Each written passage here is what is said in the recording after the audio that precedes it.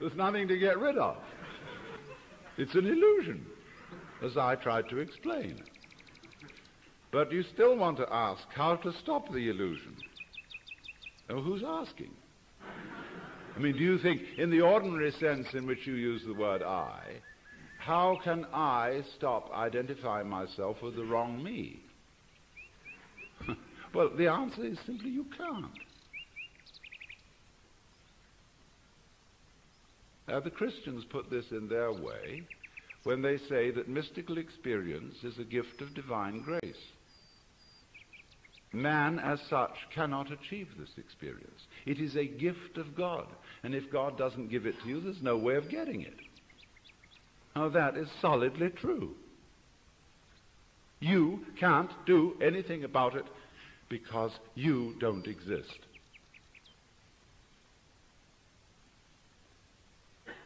Well, you say, that's pretty depressing news. But the whole point is it isn't depressing news. It is the joyous news. There's a Zen poem which puts it like this, talking about it. It means the mystical experience, satori, the realization that you are the eternal energy of the universe, like Jesus did. It says like this: you cannot catch hold of it, nor can you get rid of it.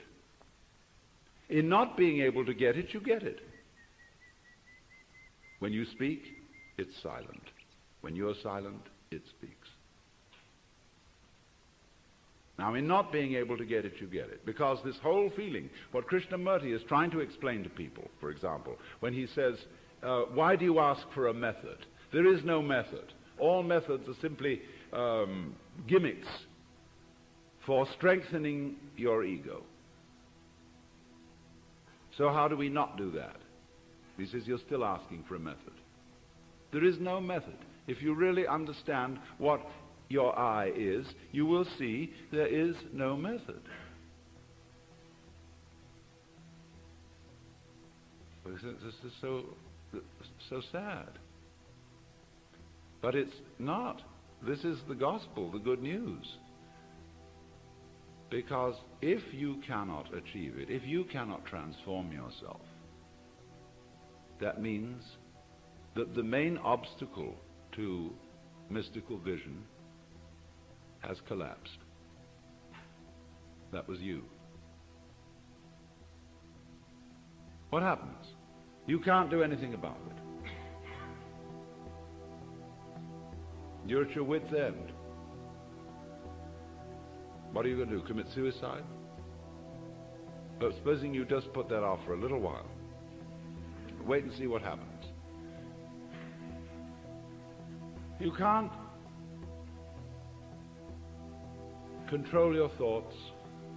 You can't control your feelings, because there is no controller. You are your thoughts and your feelings. And they're running along, running along, running along. Just sit and watch them. Here they go. You're still breathing, aren't you? Still growing your hair? Still seeing and hearing? Are you doing that? I mean, is breathing something that you do? Do you see? I mean, do you organize the operations of your eyes? Know exactly how to work those rods and cones in the retina? Do you do that? It's a happening. It happens. So you can feel all this happening. Your breathing is happening. Your thinking is happening. Your feeling is happening. Your hearing, your seeing. The clouds are happening across the sky. The sky is happening blue. The sun is happening shining. There it is. All this happening. And may I introduce you? This is yourself. This begins to be a vision of who you really are. And that's the way you function. You function by happening, that is to say, by spontaneous occurrence. And this is not a state of affairs that you should realize. I cannot possibly preach it to you, Because the minute you start thinking, I should understand that, this is the stupid notion again of I should bring it about, when there is no you to bring it about. See, that's why I'm not preaching. You can only preach to egos. All I can do is to talk about what is. It amuses me to talk about what is because it's wonderful. I love it, and therefore I like to talk. If I get paid for it, then I make my living. And sensible people get paid for doing what they enjoy doing.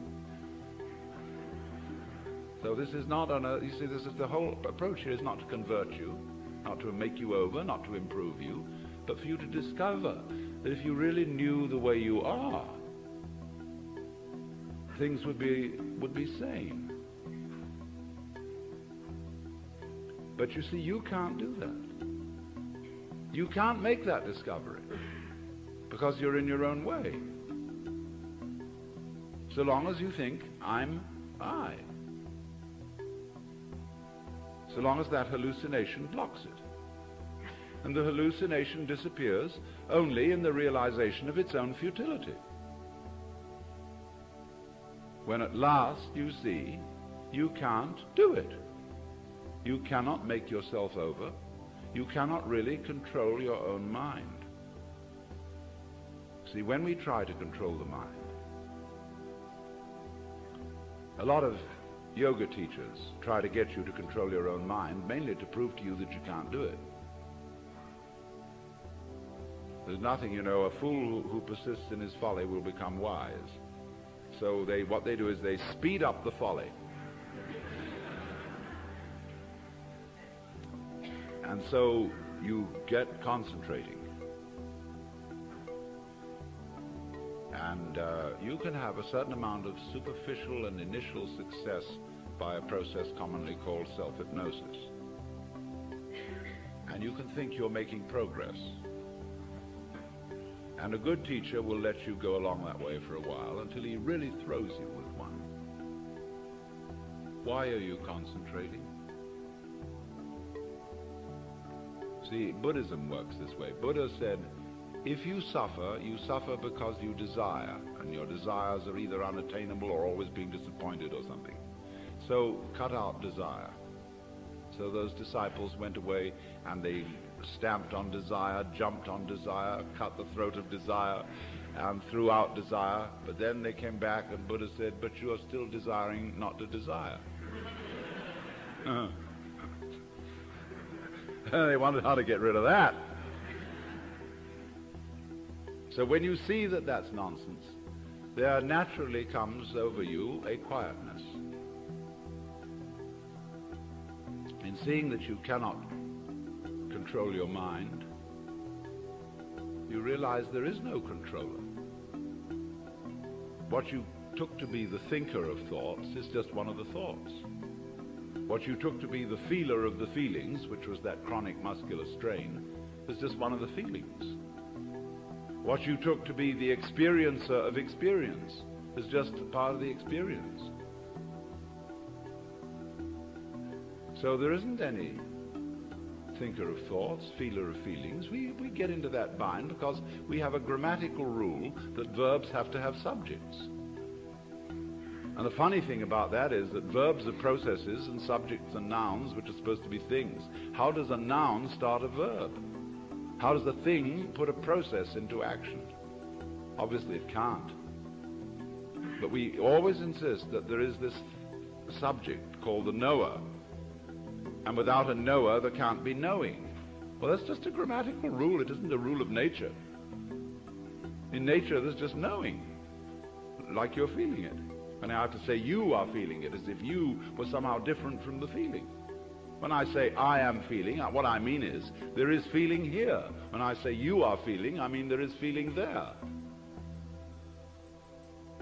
I have to say even there is feeling. What a cumbersome language we have.